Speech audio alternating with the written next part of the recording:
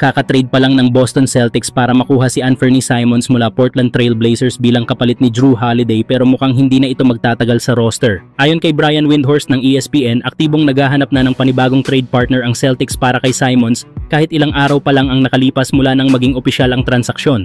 Ang dahilan? Problema sa salary cap. Posibleng lumampas ang Boston sa second apron ng NBA salary cap kung saan may kalakip na mabibigat na parusa at limitasyon sa pagbuo ng lineup.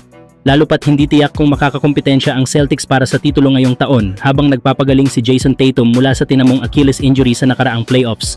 Si Simons ay may natitirang isang taon sa kanyang kontrata na nagkakahalaga ng humigit kumulang $27.7 million, mas mababa kumpara kay Holiday na may 3 taon pa at kikita ng higit sa $32 million sa 2025-26 season.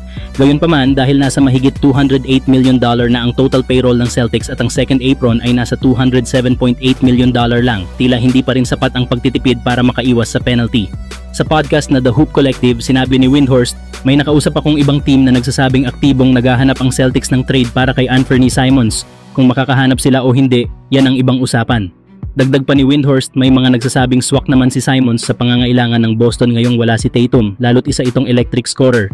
Pero ayon sa kanya, hindi ito usapin ng abilidad ni Simons, kundi bahagi ng mas malaking plano ng Celtics para i-reset ang kanilang cap situation.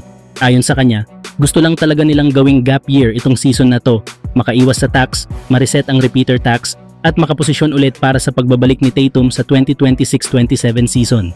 Sa kabila ng potensyal ni Simons na punan ang scoring void ng Boston ngayong season, tila mas pinahahalagahan ng franchise ang long-term sustainability. Habang nakatutok ang ibang teams sa pagpapatibay ng kanilang lineup, tila tahimik na gumagalaw ang Celtics sa likod ng trade market para makabuo ng mas malinis na salary cap structure at mas handang team pagsapit ng susunod na kampanya.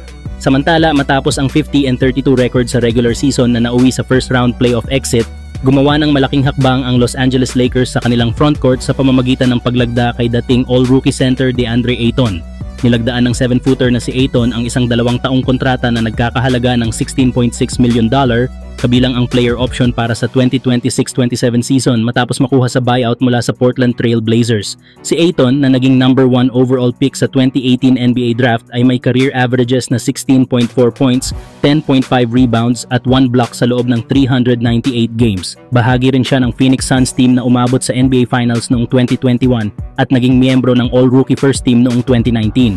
Sa kabila ng kanyang mga naging kontribusyon, nananatiling may mga agam-agam sa kung gaano kalaki ang maiaambag niya sa championship aspirations ng Lakers. Nitong Miyerkules, nagpahayag si NBA legend Paul Pierce ng kanyang opinyon tungkol sa hype na bumabalot sa pagdating ni Ayton sa LA. Ayon sa kanya, oo, kailangan talaga ng Lakers ng isang tulad niya sa posisyon nila. Pero para sa akin, hindi ako sigurado kung siya na talaga ang sagot para magkampeon sila. Giit pa ni Pierce, kung sinabi mo sa akin na ang nakuha nila ay si Jokic o si Giannis, baka masabi ko pa na dapat na silang ituring na paborito. Pero dahil ang nakuha nila ay isang player na hanggang ngayon ay tila naghahanap pa rin ng direksyon sa NBA, 3 team na sa loob ng 6 na taon at bilang isang dating number 1 pick na hindi pa rin nakakahanap ng tunay na lugar, hindi ko masasabi na malaki talaga ang epekto nito. Dagdag pa niya, kung umabot ang Lakers sa second round gamit ang kasalukuyang lineup, isa na raw itong panalo para sa kanila. Bagamat pinatatatag ni Ayton ang frontline ng Lakers sa pamamagitan ng kanyang shot blocking at lob finishing, binigyang diin ni Pierce na may mga kulang pa rin ang roster. Kailangan pa umano ng mas athletic na wing players at mas maaasahang depth sa bench. Sa ilalim ng pamumuno ni LeBron James na 40 years old na at perennial all-star Luka Doncic, ang pagdating ni Ayton ay isang mahalagang hakbang, pero ayon kay Pierce, hindi pa ito sapat para masabing contender na agad ang Lakers sa titulo. Samantala, Dallas Mavericks muling gumawa ng ingay matapos i-hire si Phil Handy bilang assistant coach sa ilalim ni Jason Kidd. Sa pagpasok ni Handy, 4 na miyembro na ngayon ng 2020 championship winning Lakers staff ang nasa loob ng Mavericks organization, sina Jason Kidd, Frank Vogel, Mike Penberthy at ngayon nga ay si Phil Handy. Mukhang malinaw na ginagaya ng Dallas Mavericks ang winning formula ng Lakers. Kasama na rin nila ngayon si Anthony Davis, isa sa mga naging susi sa 2020 NBA Championship ng Los Angeles.